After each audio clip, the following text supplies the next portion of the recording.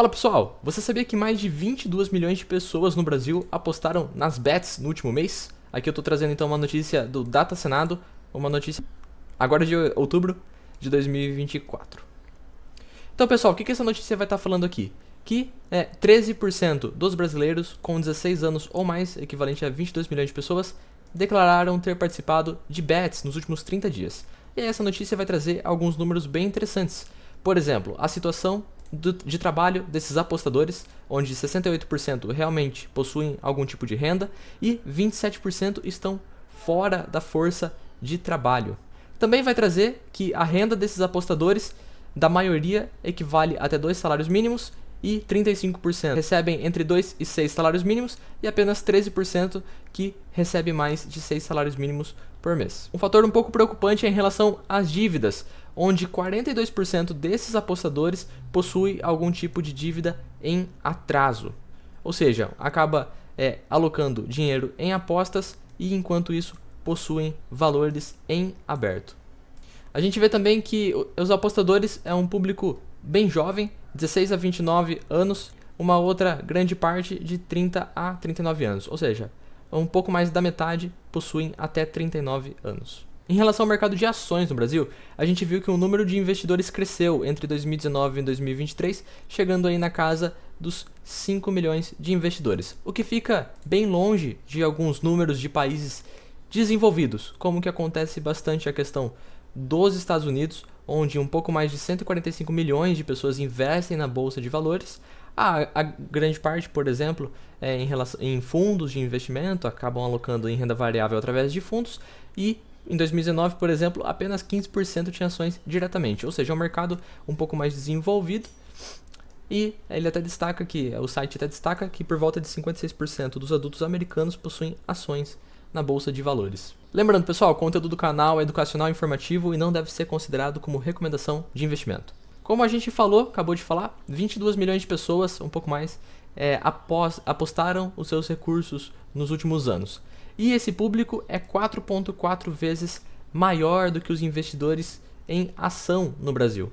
E aqui até trouxe o nome do livro do Décio Bazin, que investe em ações antes que seja tarde, porque é um mercado ainda que tem muito a crescer, muito a se peneirar. E por ter um público tão baixo, hoje o investidor pessoa física mal movimenta a bolsa de valores. Ou seja, a gente consegue estar comprando ações por múltiplos menores, porque não é um mercado tão aquecido como acontece no exterior. E das pessoas que fizeram algum tipo de aposta, existe uma média de R$ 263 de valor apostado mensalmente, o que equivale a quase 20% de um salário mínimo. Trouxe esse gráfico do Mais Retorno, onde mostra um período de 2011 até agora, metade de outubro de 2024, mostrando dois índices da bolsa, o IDIV e o IBOV.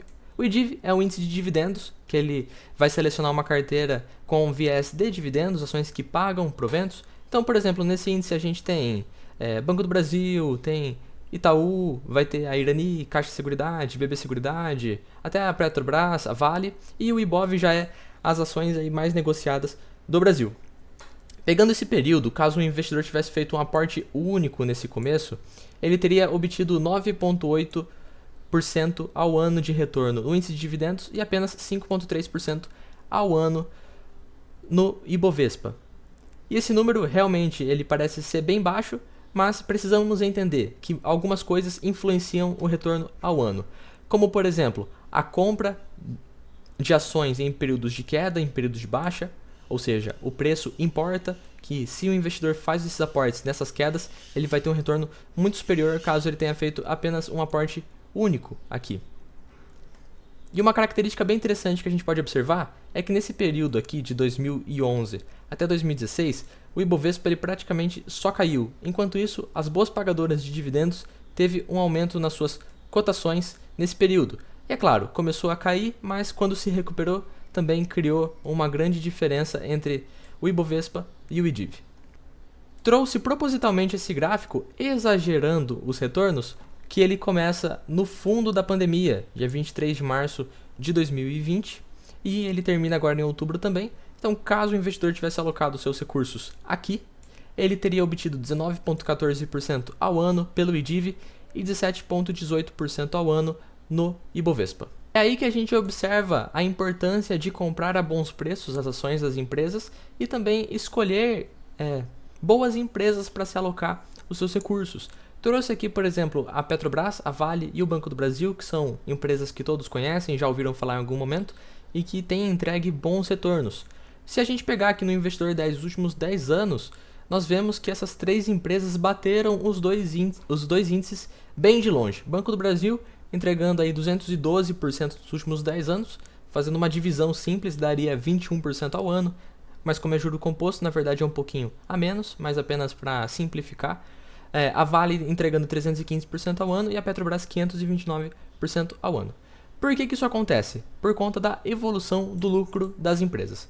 A gente vê que, por exemplo, a Vale e a Petrobras, que são essas duas de cima, têm um resultado mais cíclico, então cresce, aí de repente cai, aí cresce bastante, aí tem uma queda maior, mas isso acaba impactando nas cotações e nos dividendos pagos por essas empresas, que acabam gerando retorno para o acionista. Já o Banco do Brasil, por ser um banco, tem aí um retorno tanto que mais perene, né, mais consistente. A importância é que todas elas entregaram crescimento nos lucros e por isso houve esse melhor retorno para o seu acionista. Então, pessoal, fazendo uma média entre os 19% do fundo da pandemia e esses 9,8% de um período desde 2011, vamos pegar mais ou menos que a gente pode esperar um retorno anual de 15%. Mas é claro que nenhum retorno ele é garantido. Não tem como a gente ter certeza de nada, senão seria bem fácil investir e ficar rico na bolsa de valores. Mas caso uma pessoa tivesse um retorno de 15% ao ano, em média, por um período de 20 anos, investindo os mesmos R$ 263 por mês, ela teria investido R$ 63 mil e teria obtido um valor final de 350 mil. Ou seja, muito mais do que ela teria retirado do seu bolso. Aproximadamente um pouco mais de 75%, 80% do retorno teria vindo através da valorização e dos dividendos pagos pelas empresas. Então, pessoal, esse foi o vídeo de hoje, um vídeo bem curto, falando um pouco desse estudo sobre as pessoas que investem na Bolsa do Brasil, as pessoas que apostam no Brasil e também a importância da seleção de ações. Ou seja, compre barato, compre em períodos que você identifica que o preço do ativo está um pouco descontado para obter um retorno melhor do que o mercado. Porque no Brasil isso faz totalmente sentido, você investir em boas empresas e ter o retorno através dos seus proventos. Além disso, não é um ativo que, por exemplo, você vai colocar o seu dinheiro e não vai ter nenhum tipo de retorno. Porque se você coloca o seu dinheiro numa empresa de dividendo, ela te gera um fluxo de caixa. Ou seja, você pode complementar a sua renda encaminhando-se para a sua aposentadoria. Espero que vocês tenham gostado do vídeo, pessoal. Vou ficando por aqui. Até a próxima e tchau!